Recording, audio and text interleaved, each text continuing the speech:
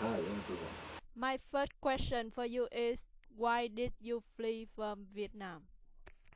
You know, after the fall of South Vietnam government in 1975, then the Viet Communist government took over the country. They ruled the country strictly, greedily, discriminately. They confiscated both public and private property, businesses that belonged to people. They confiscated and destroyed books and forbade singing romantic songs. They sent many South Vietnamese soldiers, public servants, and whoever had ever supported the old government to jail or to re-education camp. They closed church, pagoda, temple. They abused, tortured, and executed a lot of people who were well known in opposing or denying communism strongly before 1975. They almost changed and stopped everything. We scared and disappointed people so that soon there were many ways of people intended to flee Vietnam. Later, in early of 1985, I was one among them. I was a soldier like many other soldiers of South Vietnamese government. I was sent to one re-education camp for hard labor. Its name K18, located in Kim Sang village, Nghệ Bình province, for 9 years. After that, again, they will send me to Dong Hao Sugar State Farm for growing sugarcane there. I stay and work there 3 months. Then I escaped for Saigon City. Instead of staying at my mother's house, I had to live here and there to prevent myself from searching of Vietnamese communist policemen. Before long, I decided to flee Vietnam due to it was hard for me to keep staying and make living there. That's the reason why I fled Vietnam. So my next question for you is did you leave Vietnam alone? How old were you? Yes, I left Vietnam alone. By that time, I was 27 years old, and now I am 63. My question for you is how were the boat and how many people on it? The boat about 20 yards long and 9 yards wide. Each were equipped with a small motor, and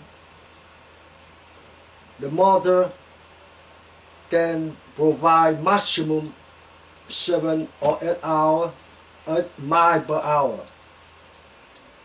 And there were 54 Vietnamese and Chinese people on it. Most of them are women and children. So I know you was lucky that you didn't face to pirates or violent system like other boats. Can you explain how could you make a dry way to Malaysia? Over an introduction of one of my friends, I had met one fishing boat owner who intended to flee Vietnam with his family. He came to Saigon City to find someone who could help him out about navigation. Before 1975, I had chance of learning some navigation. The boat owner accepted me to ride his boat for his escaping journey. Next, we started to discuss over our fleeing plan. We figured out when it would be good weather and time to go.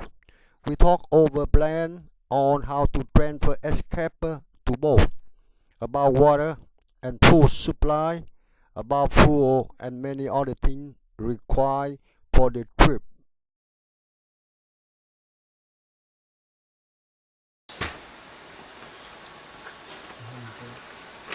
Ăn trật is the name of the village where I departed for the trip. It's away from the coast of Pacific Ocean, about 2 hours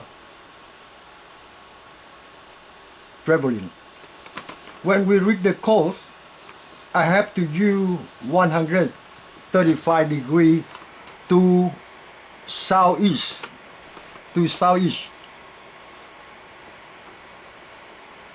I did that because I want to get rid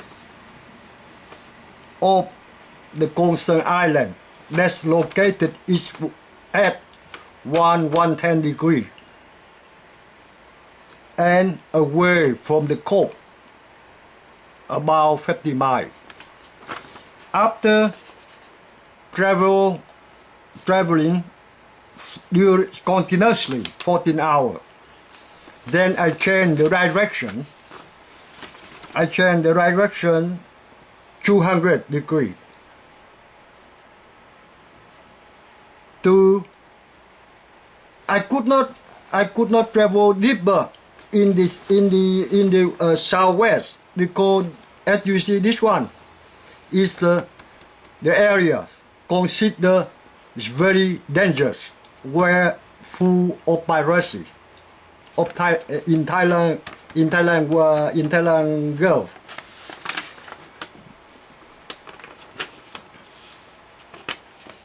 It took us more than 70 hours at 200 degrees southwest before we reach Malaysia. My question for you is, what happened to you on the boat? Not like all the boats that has suffered cruelly from barrage attacks, robbery, rapine, starvation problem, of which I was told by all the boat people during my stay in refugee camp Pulau Pinang in Malaysia. Besides, during our journey, the weather was quite good, and thanks to the perfect preparation of the boat owner on food, water, supply, so we got no problem at all. So that's amazing.